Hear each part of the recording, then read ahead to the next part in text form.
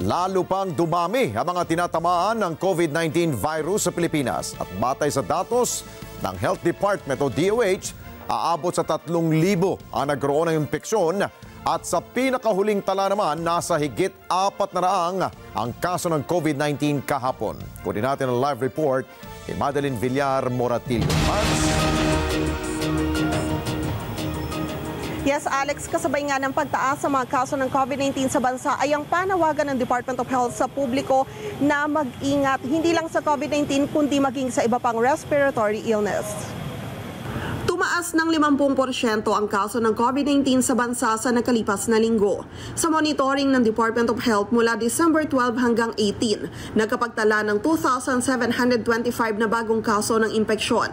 Ang arawang average ng kaso nitong nakaraang linggo nasa 389. Kahapon nakapagtala ang DOH ng 434 na bagong kaso ng COVID-19. 211 naman ang kabuang bilang ng kaso ng severe at critical ngayon sa bansa. Ayon kay Dr. Guido David ng Octa Research Group, ang COVID positivity rate sa buong bansa umaabot na sa 15.8%. Sa National Capital Region, ang 7-day positivity rate tumaas sa 21% mula sa 13.4% noong December 10. Ito na ang ikalimang beses mula noong 2020 na ang positivity rate ay lumagpas sa 20%. Ang mabuting balita, karamihan sa mga kaso na ito ay mild pero nagkakadagdag naman sa hospital admission. Sa monitoring ng DOH, 18.3% lang ng COVID-19 beds ang nagagamit, habang 12.9% naman sa ICU beds. Naniniwala rin ang infectious disease expert na si Dr. Ron Jean Solante na hindi na tayo babalik sa dati na napupuno ang mga ospital dahil sa COVID cases.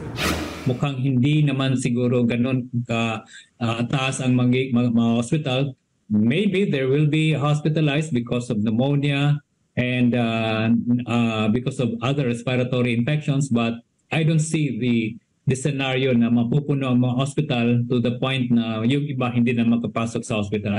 Ang Department of Labor and Employment o DOLE hinikayat naman ng mga employer na maging maluwag sa mga manggagawa na magkakasakit o magkakaroon ng sintomas ng COVID-19 at hindi magkakapasok sa trabaho. Naglabas na po kami ng labor advisory.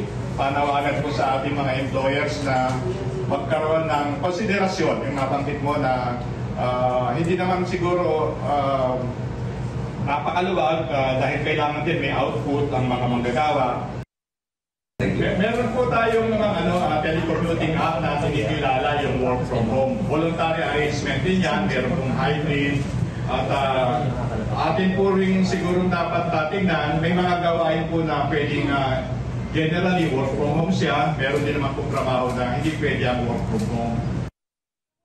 Sa main office ng DOLE, nagpapatupad na rin ang regular na mandatory antigen test sa lahat, opisyal man o empleyado at maging mga bisita.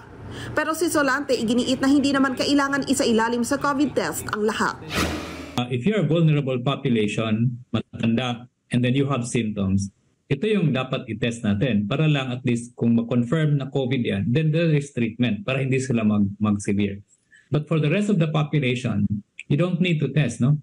Kung meron kang mga sintomas na ganito, we don't need to differentiate which is walking pneumonia, which is influenza, which is COVID, no? Unless you will be part of the surveillance, kung libre yung test na yan.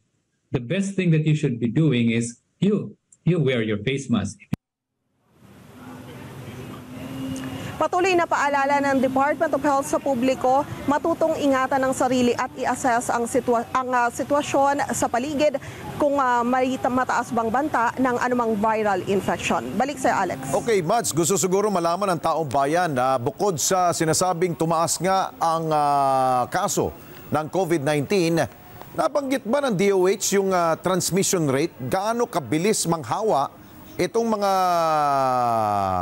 COVID-19 virus? Marami bang nahawaan ba talaga?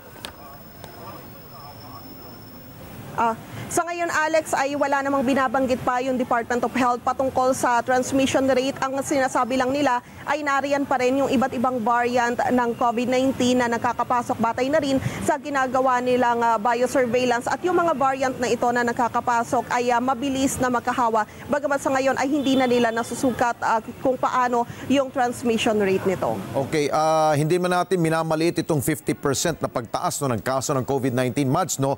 Pero wala bang kulatilya ang DOH Kung sakali mang umabot sa 70% to 80% itong kaso natin dito sa Pilipinas ng COVID before 2024,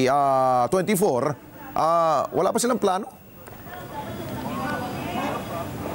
Sa ngayon, Alex, ang nakikita raw kasi ng DOH batay sa kanilang mga pag-aaral sa mga numbers ngayon ay posibleng magkaroon daw ng plateau ng mga kaso ng COVID-19 at nakikita lang nila yung pagtaas ngayon dahil nga sa holiday season kung saan marami yung nagaganap na pagtipon-tipon at inaasahan nila na pagkatapos ng panahon na ito ay posibleng bumaba rin naman yung mga kaso. At panghuli siguro, Mads, dahil nga napag-usapan natin to kanina sa Radyo Agila, yung mga panuntunan, lalong-lalo na kapag may mga pagtitipon, may mga party, may mga grupo-grupo, kainan, lalo na yung may mga parapol-rapol. Wala bang sinabi ang DOH na kung sakali pwede nang gawing na presence not required para sa mga empleyado, di kaya mga kasamahan sa mga gagawing pagtitipon? Alex, ang bilin ng DOH dyan sa ating mga kababayan ay mag-self-assessment kung sa tingin nila ay sila ba ay may sintomas o di kaya naman gagawin yung pagtitipon o party sa isang lugar na indoor at hindi ito well ventilated, sila na mag-ingat sa sarili nila. Kung gusto pa rin nilang pumunta, magsuot na lang sila ng face mask o di kaya naman ay iwasan nilang nila yung pakikihalubilo. Oo, dahil aminin natin, Mads, kaya pumupunta ang ilang nating mga kababayan kahit na meron silang karamdaman, dahil nga dyan, presence is required para manalo sila ng rapol, di ba?